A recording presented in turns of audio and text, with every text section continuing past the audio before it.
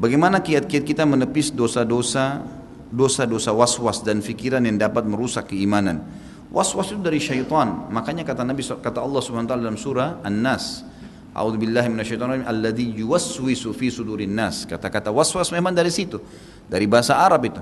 Yuwaswis, kata para ulama tafsir, artinya yang membisikkan dari kuping, yang memasukkan ke dalam benak hati, gitu kan? Semua itu yang akhirnya membuat orang jadi ragu. Dan yang dimaksud waswas ini penyakit adalah kalau seseorang ragu dalam mengerjakan sebuah kebaikan. Dan syaitan akan mendatangkan 1000 alasan agar kita meninggalkan perbuatan baik itu. Sholat malam misalnya, kau ngantuk, nanti kau begini, nanti kau begitu, nanti kau begitu, 1001 alasan. Tapi saran saya, jadikan syaitan itu seperti orang yang sedang menawarkan produk dan kita lagi di lampu merah, kaca mobil nggak usah dibuka, nggak usah hiraukan, tetap jalan, sudah selesai, gitu kan? Seperti itu, Allahu a'lam. Dan ini penyakit dari syaitan yang harus dilawan dengan cara baca a'udzubillahi minasyaitonirrajim. Dan ingat, kata para ulama, satu-satunya cara untuk menghilangkan waswas, ketidakyakinan, bahasa lainnya, waswas itu kan tidak yakin berarti. Ketidakyakinan adalah ilmu. Kita ragu nih, saya kalau berangkat naik pesawat misalnya, goyang nggak ya? Was-was. Baik, bagaimana cara menghilangkannya? Naik pesawat, orang jutaan yang naik pesawat tidak ada masalah tuh. Bolak-balik 1 hari berapa kali, kecuali kalau cuma kita sendiri yang jadi bahan cobaan mungkin lain. Ya. Tapi ini enggak, semua orang lakukan, maka bisa hilang dengan ilmu. Semua orang yang sudah melakukan dengan ilmu, dia berangkat, oh iya, sudah berani yang kedua kalinya, sudah berani yang ketiga kalinya, dan seterusnya. Gitu kan? Orang tidak berani safar, orang tidak berani berumah tangga, orang tidak berani usaha, karena belum mencoba. Orang juga yang mencoba, itu akan ada suka dukanya, gitu kan? Itu ada suka dukanya. Saya subhanallah tadi berbicara dengan istri saya, lagi sementara kesini, lalu saya bilang, seorang muslim kalau memiliki keturunan banyak, maka berarti dia memiliki keturunan muslim yang banyak. Dan itu salah satu hikmah daripada pernikahan dalam Islam, gitu kan. Lalu dia bilang, tapi ada teman saya yang mengatakan kalau banyak anak itu bagaimana mengurusnya. Saya bilang, orang yang seperti ini dia tidak akan mau punya anak nanti karena belum ada, sudah was-was, sudah ragu. Padahal semua orang yang punya anak juga baru memulai untuk mendidik anaknya kok. Sama, kita semua sama-sama di garis start. Tinggal kita ambil teori syar'i, terapkan pada mereka. Selebihnya bertawakal kepada Allah SWT. Imam Ahmad itu rahimahullah kalau tidak salah memiliki anak lebih dari 6 atau 7 orang, semuanya menjadi ulama. Dikader, didoakan, diikhtiar. Bersamaan dengan waktu itu juga banyak teman-temannya Imam Ahmad rahimahullah yang memiliki juga anak-anak sama-sama dari garis start. Kalau orang was-was misalnya, oh haji itu padat ya, terus anda mau tunggu Ka'bah itu kosong sendirian, nggak bakal terjadi itu, mustahil, gitu kan? Saya pernah bilang sama teman saya di Madinah, pas Ramadan saya lagi umrah, orang-orang Saudi, saya bilang sama dia, akhi Ramadan ente nggak umrah? Ya akhi padat begini. Anda bilang kalau ente mau tunggu Mekah itu kosong, nggak bakal terjadi sampai hari kiamat. Kalau semua orang alasannya begitu tidak bakal umrah Ramadan tuh, padahal tinggal naik mobil saja. Oh iya ya, iya berangkat, paksain diri, nggak bisa. Akan hilang was-was dengan ilmu. Coba, gitu kan? Dalam pepatah bahasa Arab, jarrib ta'rif. Asal itu benar, kita harus yakin. Cobalah maka kau akan mengetahuinya. Apakah mengamalkan zikir pagi dan petang dengan membaca al-ma'thurat yang disusun oleh Syekh Hasan Al-Banna merupakan perkara bid'ah atau tidak? Kita, maaf teman-teman sekalian, saya tadi tidak sempat sortir pertanyaan. Saya sarankan jangan sebut nama orang di pengajian saya. Saya minta tolong ke depannya jangan ada sebut nama orang, jangan nama sebut organisasi. Anda tanya hukum halal haram. Ya. Kalau mau bertanya begini, saya mau baca zikir pagi sore mana yang baik? Tuh paling tepat. Jangan antum sebut nama orang, karena menyebut nama orang, rahimahullah orang ini sudah mati.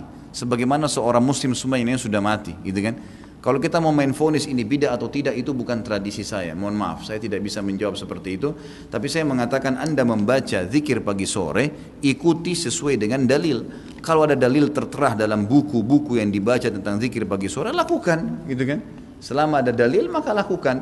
Seperti itulah. Allahu a'lam. Dalam beribadah khususnya sholat, kita harus memperhatikan adab atau kemasan. Apakah menggunakan peci atau kopiah dalam sholat termasuk adab juga? Apabila iya, apa hukum menggunakan peci atau kopiah saat sholat? Tentu saja, ya termasuk adab. Karena adabnya sebenarnya, ya, rambut itu tidak turun menutupi dahi. Sebenarnya adabnya itu. Karena memang dahi ini harus masuk, harus kena tempat sujud, gitu kan? Maka kalau ada rambut harus bisa dipegang. Tapi bukan larangan ya, bukan larangan, tergantung.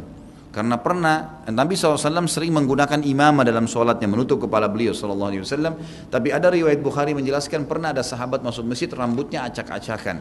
Lalu kata Nabi SAW, perintahkan orang ini untuk keluar menyisir rambutnya dengan rapi, kemudian dia masuk ke dalam masjid. Intinya adabnya adalah rapi. Pakai topi atau tidak, intinya itu. Yang penting kita tahu kita sedang bertemu dengan pencipta alam semesta, itu adabnya. Masa kita kalau mau ketemu dengan presiden bingung dengan baju yang mana, sepatu yang mana, bahkan mungkin obrolannya kita atur dengan rapi, mungkin rambutnya diberikan pewangi atau mungkin sesuatu minyak yang bisa merapikannya. Maka dengan Allah Subhanahu wa taala harus lebih bisa beradab. Dia memberikan kita nafas, gitu kan? Dia memberikan kita kehidupan yang menciptakan segala sesuatunya. Kita kalau bahagia, Bapak Ibu sekalian, yang ciptakan kita Allah, yang ciptakan kebahagiaan Allah, yang bisa mempertahankan adalah Allah. Yang memberikan kita cobaan Allah, yang menciptakan kita Allah, memberikan cobaan Allah, yang bisa mengeluarkan dari cobaan hanya Allah. Maka semua orang yang beriman tahu dia hanya kembali kepada Tuhannya Allah Subhanahu wa taala. Apakah hukum jual beli dengan sistem dropship yang biasa digunakan dalam jual beli online?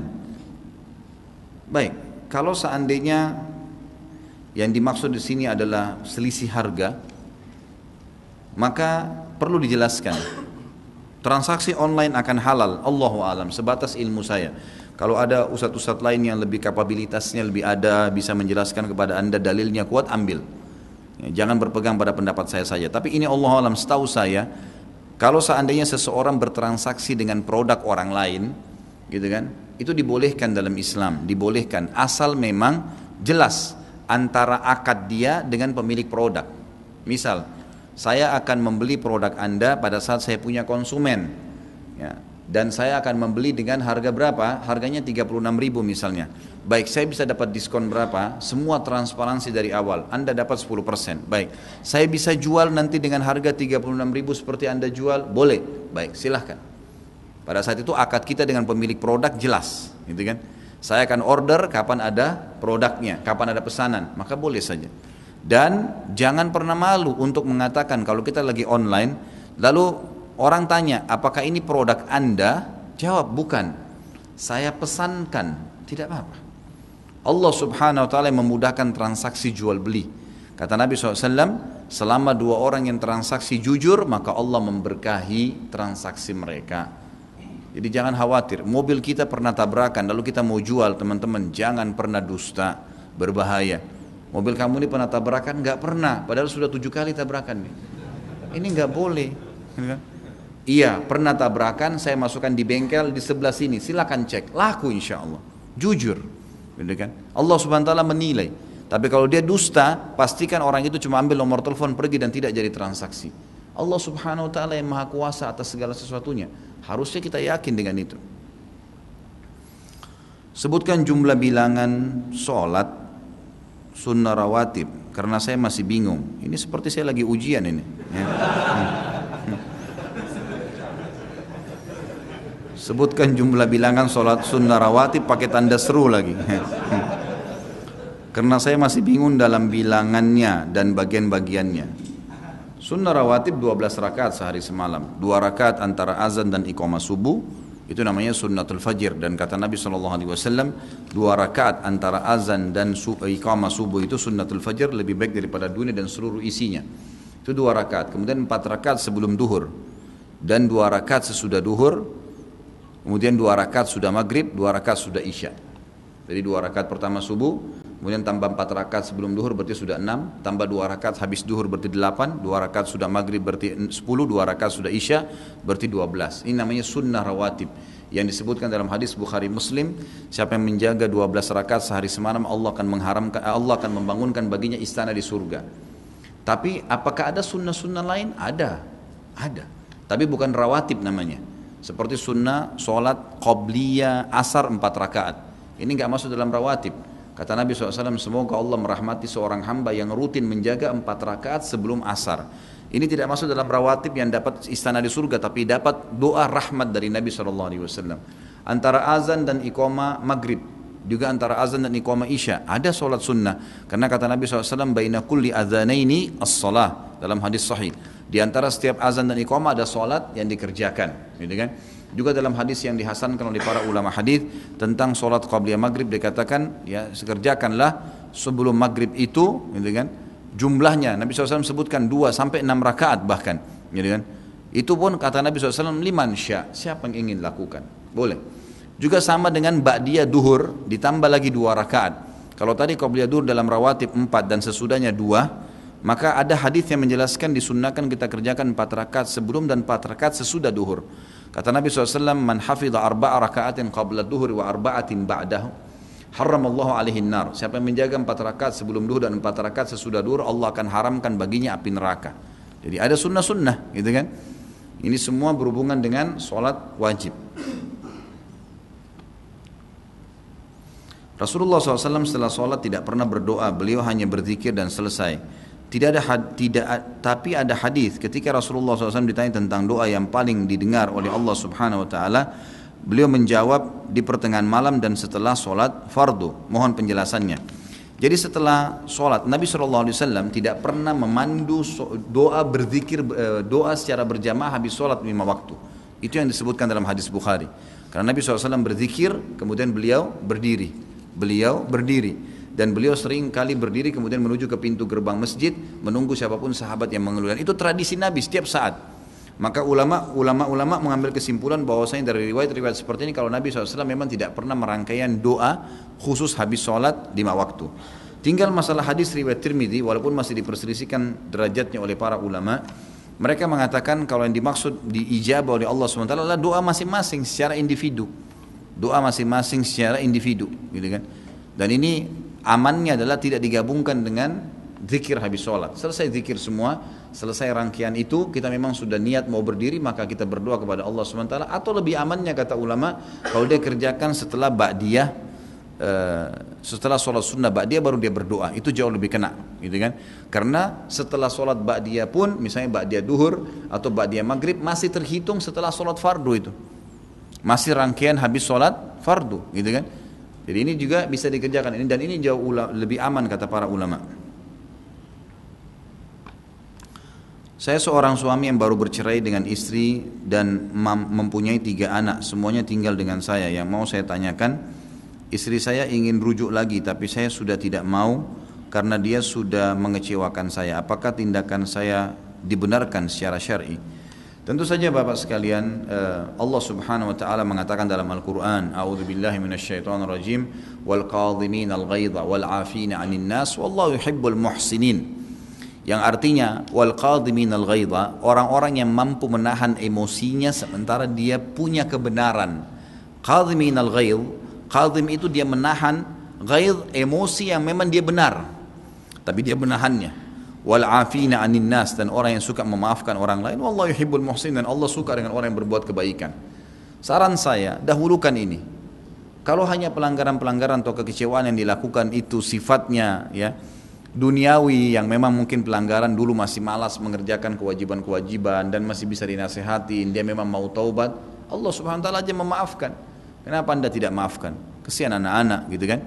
Tapi kalau dasarnya memang orangnya buruk, ahli maksiat, Anda punya hak untuk tidak kembali. Ahli maksiat ya, memang dia berzina, memang dia minum khamar, memang dia berbuat hal-hal yang haram, dosa-dosa besar, itu Anda punya hak, jangan kembali. Saran saya tidak. Tapi kalau cuma urusan duniawi yang memang sifatnya mungkin ada sifat yang kasar, mungkin begini dan begitu, dan masih bisa ditoleransi, dia mau perbaikin, terimalah, gitu kan? Terima. Bahkan ada seorang sahabat pernah mengatakan, ya Rasulullah, saya pulang ke rumah, saya temukan istri saya bersama laki-laki lain, apa yang harus saya lakukan? Lalu Nabi SAW ya, mengatakan ceraikanlah dia. Artinya jelas orang itu selingkuh, berbuat dosa besar. Kata sahabat itu, tapi ya Rasulullah saya mencintainya, saya suka dengan dia. Apa yang saya harus lakukan? Kata Nabi SAW, kalau begitu pertahankanlah. Pertahankan sambil perbaikin. Asal memang dia mau perbaikin silahkan. Gitu kan? Seperti itu. Apa yang kita lakukan jika sutra kita yang berupa benda disingkirkan oleh orang lain ketika sholat? Bapak Ibu yang belum tahu masalah sutra, sutra itu adalah pembatas di depan kita kalau sholat. Namanya dalam ilmu hadis sutra. Kita disunnahkan kalau sholat ada sutrahnya. Sutra itu seperti tiang, ya. Mungkin di masjid kita ini juga ada sudah dibuatin kecil-kecil di belakang ada kayu-kayu yang berbentuk itu sutrah namanya. Jadi saya sarankan kalau sholat selalu bawa sutrah itu di mana-mana. Kalau tidak ada kita bawa tas atau sesuatu tanda, diberikanlah tanda di depan kita sholat. Karena sutra ini penting, gitu kan? Bahkan ada hadis yang dihasankan oleh Syekh Albani rahimahullah, tidak ada sholat kecuali dengan sutra, gitu kan? Jadi semestinya memang kita harus memiliki sutra, ya harusnya ada. Kalau sholat berjamaah yang memiliki sutra adalah imam, makanya seperti mihrab itu adalah imam. Ini juga di depan sudah dikasih contoh sutranya ada untuk imam kita, gitu kan? Khilaf di antara ulama tentang ukurannya, tapi hadis sahih menjelaskan kurang lebih sekitar 46-45 cm tingginya, gitu kan? Itu dianjurkan. Lebih tinggi daripada itu nggak apa-apa, tiang. Kalau di kamar tidur kita mungkin ranjang, lemari, niatkan jadi sutra. Kata Nabi SAW saking pentingnya sutra ini, kalau kalian sedang sholat dan ada hewan yang akan lewat memotong sutra kalian, sutra itu antara kita dengan tempat tadi, tiang itu. Tiang ini namanya sutra, tapi di antara kita juga ini memotong sutra kalian, memotong di antaranya. Maka merapatlah ke sutra kalian agar hewan tersebut tidak memotong sholat kalian. Jadi saking pentingnya menjaga sutra itu. Dalam hadis lain kata Nabi SAW, kalau seseorang akan memotong sutrahmu antara saya dengan tempat sujud saya ini, maka tahanlah dia. Gitu kan? Tahanlah dia, berikan isyarat. Jadi kita boleh mengeluarkan tangan, memberikan isyarat seperti ini kurang lebih. Kalau dia tetap maksakan, kata Nabi SAW, pukullah dia, karena bersama dia qarin, syaitan yang sengaja memaksakan.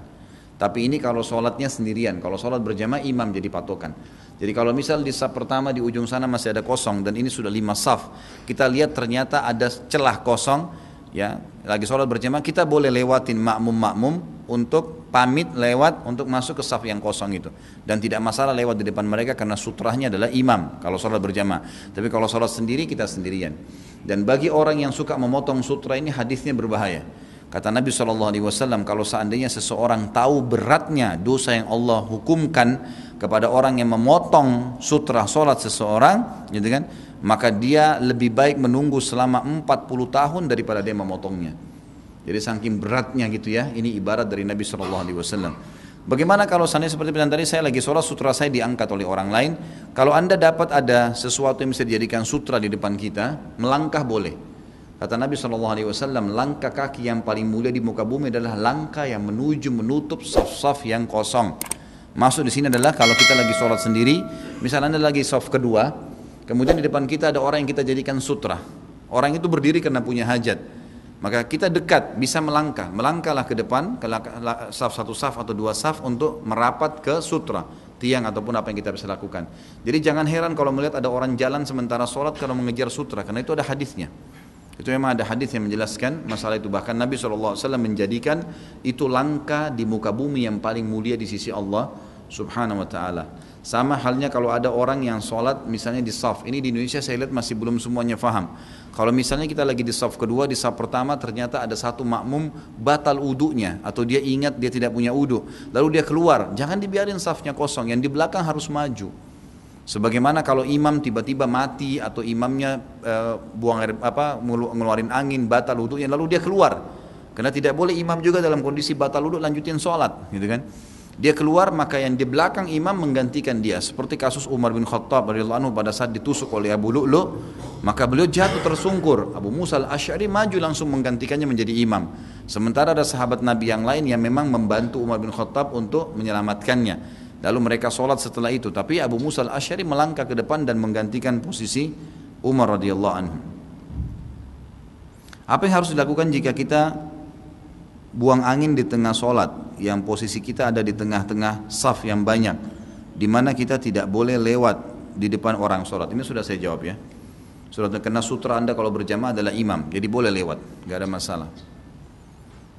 Apa itu ujub? Bagaimana hukum wanita yang bermake up? Ujub itu berbangga-bangga dengan amal, itu namanya ujub. Misal saya sudah umrah 70 kali, saya sudah haji 10 kali, saya sudah menyumbang sekian banyak, dan seterusnya. Ini namanya ujub, gitu kan? Dia sangat partner sama riya. Kalau riya menghiasi ibadah untuk dipuji atau untuk makhluk, gitu kan? Kalau ujub membangga-banggakannya, sekian kali saya lakukan, sekian, ini tidak boleh, semuanya dosa besar. Riya dan ujub dua-duanya dosa besar, tidak boleh sama sekali. Kita tidak butuh menceritakan kepada orang lain Bapak Ibu sekalian, karena Allah sudah titipkan sekretaris yang tidak pernah tidur. Ada Raqib dan Atid, catat semua, tidak terkecuali. Kita tidur pun mereka catat. Dan subhanallah, semua orang yang tidak menceritakan apapun yang dia lakukan kecuali dalam keadaan darurat ya, memang dia harus sampaikan supaya orang lain ambil pelajaran misalnya. Ini dibolehkan oleh para ulama. Masuk dalam firman Allah, fa'amma binikmat rabbika fahaddits. Tapi ini harus bisa ngontrol manfaatnya. Mungkin seorang alim ulama seperti pada saat Sa'id bin Musayyab rahimahullah mengatakan, saya tidak pernah ketinggalan takbiratul ihram imam selama 40 tahun, gitu kan. Itu menandakan ibadah. Beliau sebutkan, tapi beliau ingin memberikan motivasi ke orang untuk mengerjakannya. Tapi beliau memang seorang alim ulama yang memang betul dicontohin, bukan untuk semuanya orang-orang awam yang menyebutkan. Maka jauh lebih aman kalau kita tidak menceritakannya. Karena kata Nabi SAW dalam hadis riwayat Imam Muslim, Inna Allah yuhibbut taqiyul ghaniyul khafi. Allah cinta sekali dengan orang yang taqi, yang bertakwa, mengerjakan semua apa yang Allah perintahkan, menikmati yang halal dan meninggalkan apa yang Allah larang. Dan ghani, orang kaya dan suka bersedekah. Dan khafi, khafi itu suka menyembunyikan amalnya. Itu lawan daripada ujub. Kita kalau tidak ceritakan kepada orang, pastikan setelah kita meninggal, maka akan disebar luaskan oleh Allah untuk menjadi amal jariah buat kita. Jadi nggak usah repot-repot kita ceritakan, karena itu berbahaya. Selain dosa besar, amal kita juga bisa dihapuskan oleh Allah Subhanahu Wa Taala. Masalah make up boleh saja, tidak ada masalah make up bagi seorang wanita, tapi ada syarat. Yang pertama, bahan-bahan make upnya halal. Tidak boleh dari babi, dari apa, lemak babi lah atau apa. Harus tanya kritis. Seorang muslim harus tanya, mana kosmetika yang halal, gitu kan? Boleh dia gunakan, itu masih tidak ada masalah, tidak ada larangan. Itu syarat yang pertama. Syarat yang kedua, dia gunakan di depan yang dibolehkan oleh Allah, mahramnya, suaminya, anaknya, ayahnya, nggak ada masalah. Tapi kalau di depan umum haram, nggak boleh. Dan di depan umum sehingga jadi fitnah, nggak boleh, haram ini, gitu kan? Tidak boleh sama sekali melakukan di depan orang-orang umumnya. Apakah dalilnya tangan bersedekap ketika i'tidal? Apa ini? Menggerakkan jari telunjuk ketika tahiyat. Tangan bersedekap kembali kepada hadis Nabi SAW yang sebuah riwayat yang menjelaskan tentang sholatnya Nabi SAW. Dan ini dari satu hadis jadi dua pendapat ulama yang berbunyi, Nabi SAW pada saat bangun dari ruku, beliau ya, anggota tubuh beliau kembali seperti semula. Kata-kata kembali seperti semula, khilaf diantara ulama, ini sebelum takbir atau sesudah takbir. Pendapat ulama yang mengatakan sebelum takbir, maka mereka mengatakan berarti tangan sami Allah liman hamidah diletakkan di sebelah paha kiri kanan, karena sebelum takbir kembali seperti semula. Pendapat kedua mengatakan kembali ke dada, karena yang dimaksud setelah takbir, yang dimaksud adalah setelah takbir Allahu Akbar meletakkan di dada, karena rangkaian sholat dihitung pada saat sudah takbir. Ini dua pendapat, dan Allahu alam, saya berpendapat pribadi setelah saya simpulkan dalil-dalil dan saya baca panjang lebar, pendapat yang bijaksana adalah Ibnu Qayyim rahimahullah. Beliau mengatakan alangkah baiknya seorang muslim mengerjakan keduanya, karena dua-duanya kembali kepada dalil yang sama, gitu kan? Dalil yang sama. Tentang masalah menggerakkan jari tasyahud, di tasyahud itu khilaf di antara para ulama tentang kesahihannya. Syekh Albani rahimahullah melemahkan hadisnya. Riwayat Imam Tirmidzi mengatakan hadis ini lemah karena ada perawi yang dikhawatirkan, gitu kan, pelanggaran yang pernah terjadi, maka beliau mendhaifkannya, melemahkannya. Syekh bin Baz rahimahullah, seorang ulama yang lain, mengatakan itu sunnah, gitu kan. Tapi saya punya cuplikan pribadi sampai sekarang saya masih simpan di WhatsApp saya. Salah satu murid utamanya, salah satu muridnya Syekh Albani rahimahullah dari Mesir.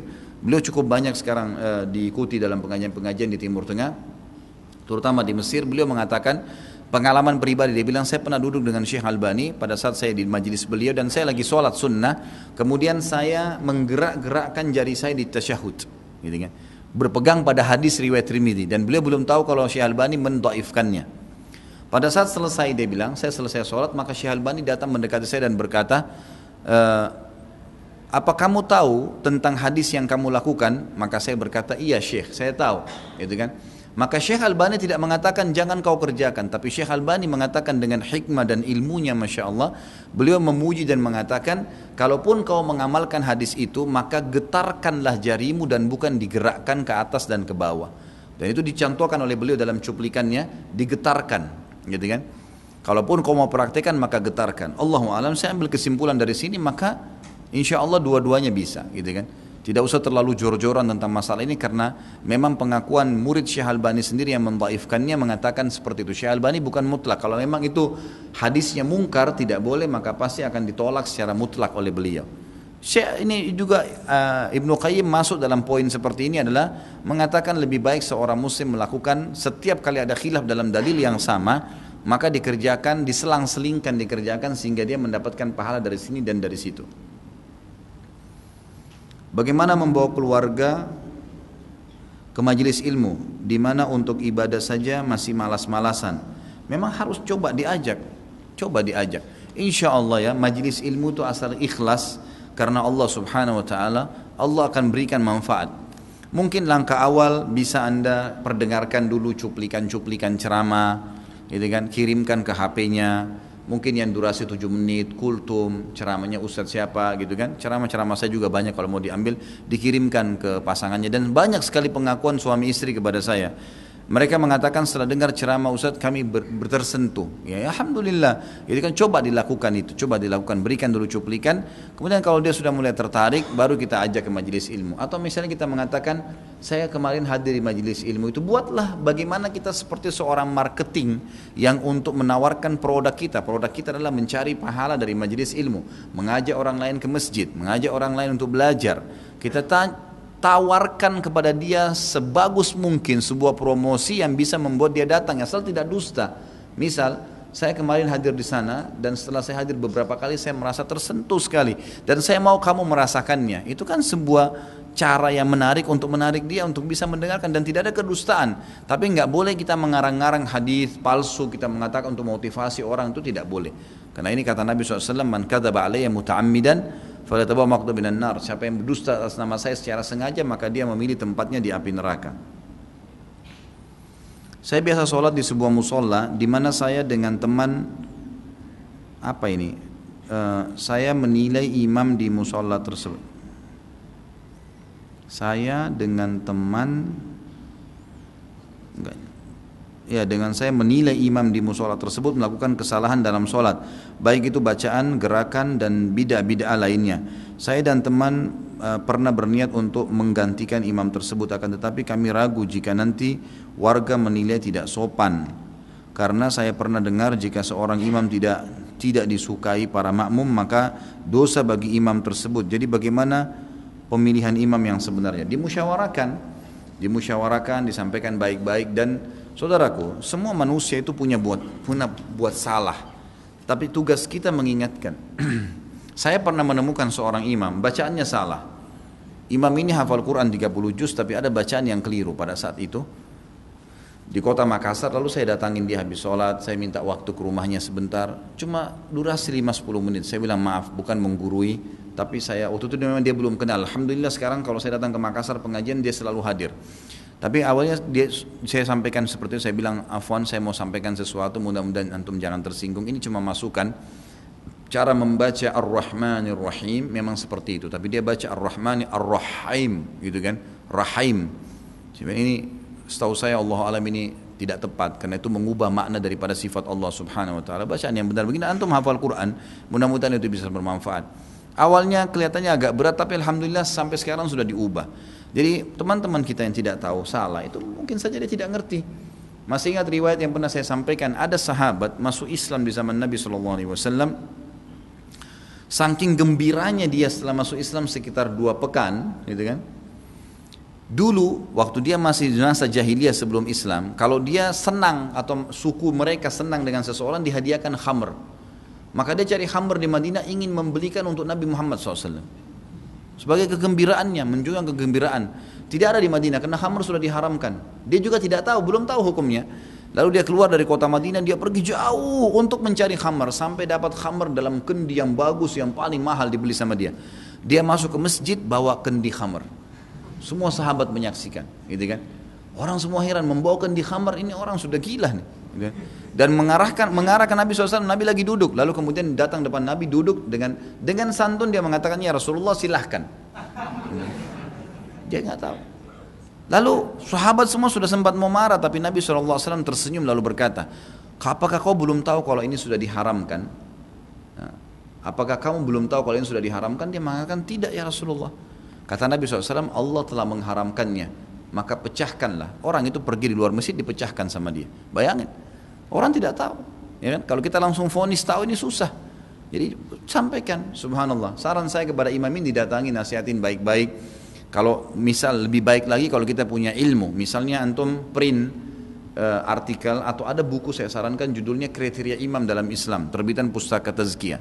Mungkin harganya sekitar 30 ribu, 35 ribu harganya, itu bagus tuh. Di dalamnya ada syarat-syarat, berikan hadiah.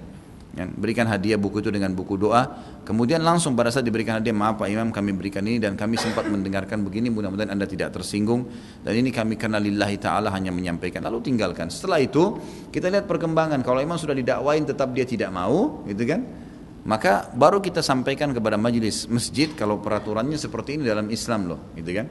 Jangan tiba-tiba diubah tanpa musyawarah, dimusyawarahkan dengan pengurus masjid supaya semuanya bisa mengetahui apa kesalahan yang sedang terjadi. Apakah jika kita hendak bersalaman dengan orang dalam suatu grup atau kelompok sunnah, sunnahnya dimulai dengan sebelah kanan kita? Jawabannya iya.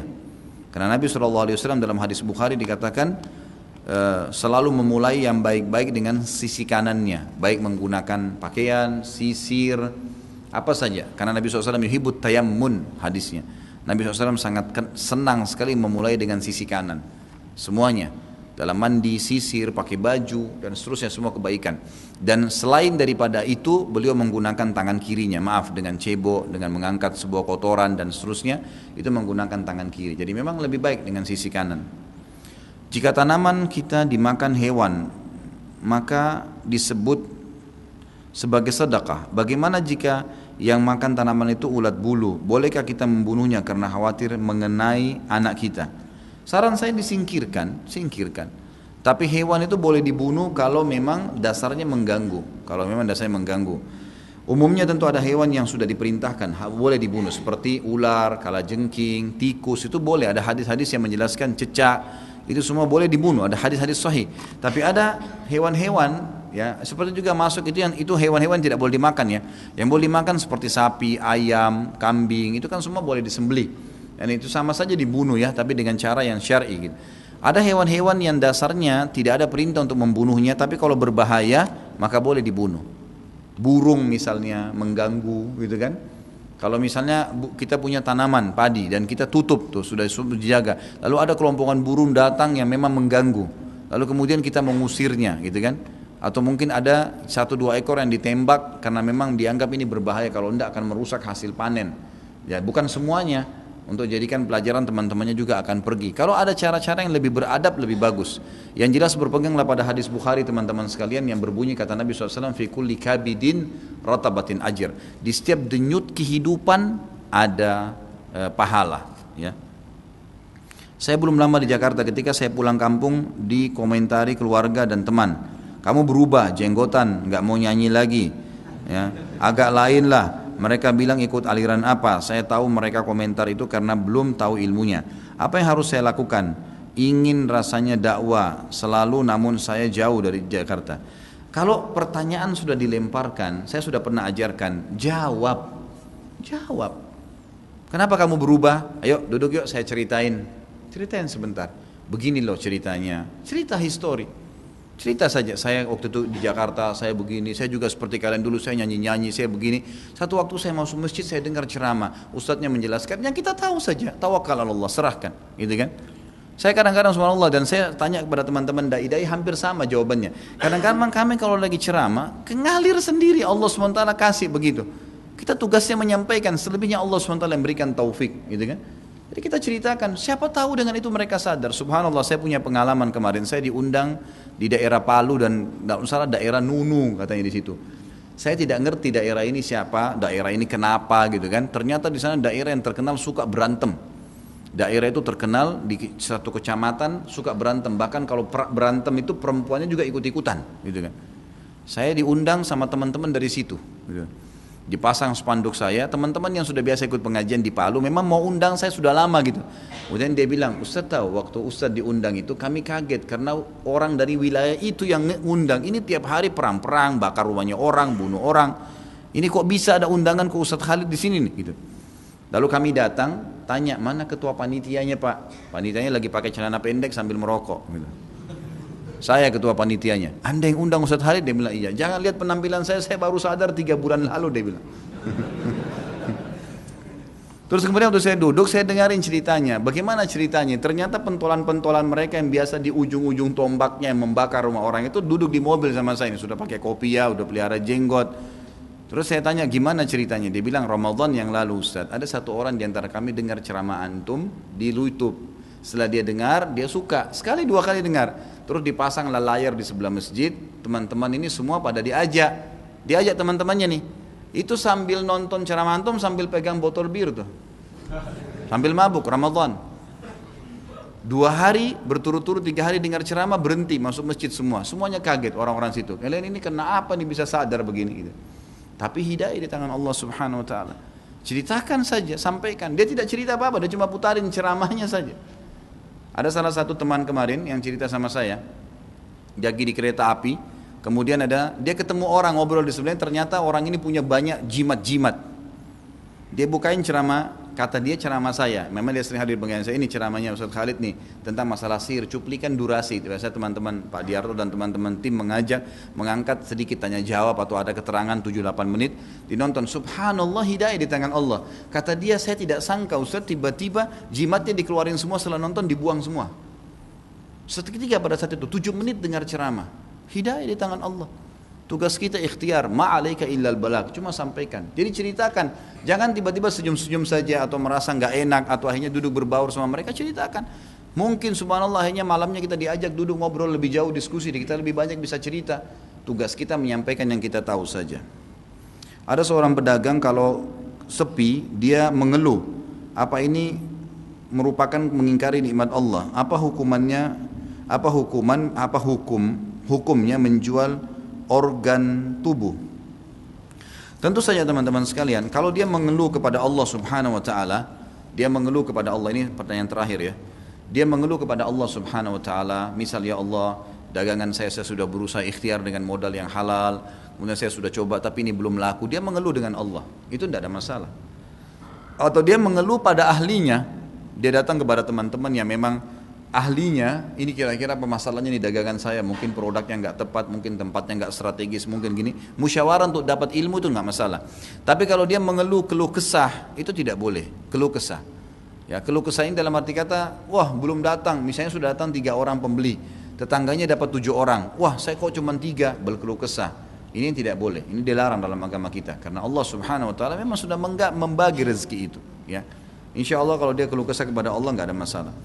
Ustaz, apa hukumnya bekerja sebagai PNS? Bagaimana? Tadi ini masih ada pertanyaan masalah hukum menjual organ tubuh. Nggak bisa ini, nggak bisa, haram, nggak boleh Bapak Ibu sekalian. Anda bukan pemilik organ tubuh Anda ini, Allah Subhanahu Wa Taala. Bagaimana caranya? Sedangkan orang kalau habis dipotong tangannya, mati, tangannya dimasukin, dijahit, dimasukin lagi. Kenapa jenazah pada saat kita mati Bapak Ibu sekalian dimandikan? Kenapa dikafani? Kenapa dikasih daun bidara, wangi-wangian? Padahal sebentar lagi dimakan sama belatung tuh. Karena ini pinjaman dari Allah, dikembalikan dengan cara baik. Sampai ulama mengatakan, nanti kita bahas ada adab terhadap diri sendiri. Ada nanti bahasan adab terhadap diri sendiri. Itu kata para ulama, beda pahalanya antara orang yang mati, merawat dirinya, rambutnya selalu dirawat, tubuhnya dirawat, semampu dia, karena ini pinjaman Allah, dengan orang yang amburadul, makan sembarangan, minum sembarangan, jadi penyakitan, itu pahalanya beda. Ada adab terhadap diri sendiri, nanti kita akan bahas masalah itu. Jadi memang harusnya kita paham ya. Jadi nggak boleh. Kita terus bagaimana dengan orang yang sakit? Ya orang yang sakit sudah nasibnya. Dia berdoa kepada Allah SWT, tidak ada yang mustahil. Dan terbukti teman-teman sekalian, organ tubuh ini ditransaksikan, dijual belikan. Paman saya kebetulan nikah sama orang Malaysia di Johor dan mertuanya orang Singapura. Dia membahasakan, saya bukan sedang membicarakan negaranya, tapi dia mengatakan peraturan di Singapura, organ tubuh itu disumbangkan memang. Bahkan sering kali jenazah walaupun itu muslim, itu kalau meninggal sudah datang orang pemerintah, datang sudah tiba-tiba sudah dikemas, jenazah tersebut dikasih ke keluarganya. Sampai pernah terjadi ada seorang muslim buka kain kafannya itu sudah matanya nggak ada, sudah terus ada jahitan di dadanya, diambil ini. Dan itu ditransaksikan, dijual. Dijual lagi, jadi bukan membantu orang gitu kan. Kebanyakan orang cabut ginjalnya dia jual gitu kan. Sudah bukan punya dia terus dia jual, gimana caranya? Nggak boleh. Yang sedang sakit ya sabar. Berapa banyak sih orang yang sakit dibandingkan dengan orang yang sehat? Sedikit sekali kan. Kalau dia sabar, dia berdoa kepada Allah SWT, tidak ada yang mustahil. Kata Nabi SAW dalam hadis, Allah tidak turunkan penyakit kecuali Allah turunkan kesembuhan bersamanya. Tinggal bergantung kepada Allah saja. Apa hukum bekerja di PNS? Ini pertanyaan terakhir. Boleh saja. Tidak ada sesuatu yang dilarang kecuali kalau memang Anda bekerja di instansi pemerintah yang dasarnya haram.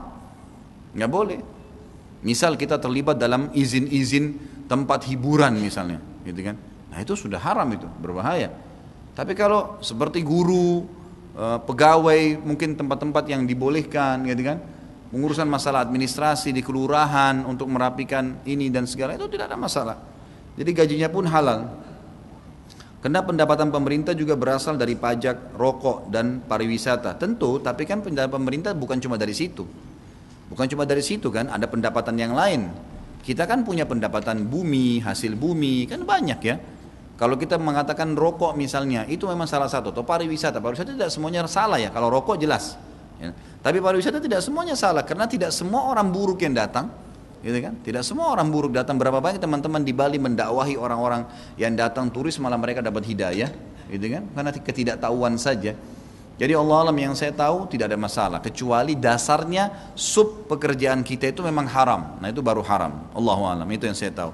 Semoga Allah SWT berkahi majelis kita dan menjadikan ini adalah tambahan amal kita di hari kiamat nanti. Dan semoga Allah SWT mengikhlaskan niat kita, memberikan hidayah yang belum dapat hidayah, memudahkan mengamalkan orang yang sudah dapat hidayah. Dan semoga semua orang yang sakit disembuhkan penyakitnya, yang tidak diutang dilunasi utangnya. Dan kita berdoa kepada Allah SWT dengan ketulusan agar saudara-saudara kita di Palestina, di Syria, di Yaman, di Irak, di Myanmar, dimanapun mereka sedang tertindas, Allah berikan keikhlasan, Allah kaukan telapak kaki mereka, Allah terima para syuhada mereka, serta Allah muliakan Islam di tangan mereka dan tangan kita, dan Allah partisipasikan kita bersama mereka di pahala, baik dengan doa, dengan harta, juga dengan jiwa kita. Dan semoga Allah dengan kemahamurahannya yang saya yakin sedang melihat kita sekarang, dan malaikatnya hadir dalam majlis ilmu ini agar menyatukan kita semua di surga firdausnya tanpa hisab, di mana ia satukan kita di majlis ilmu yang mulia ini.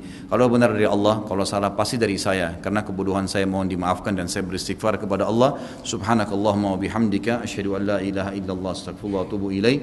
Wassalamualaikum warahmatullahi wabarakatuh.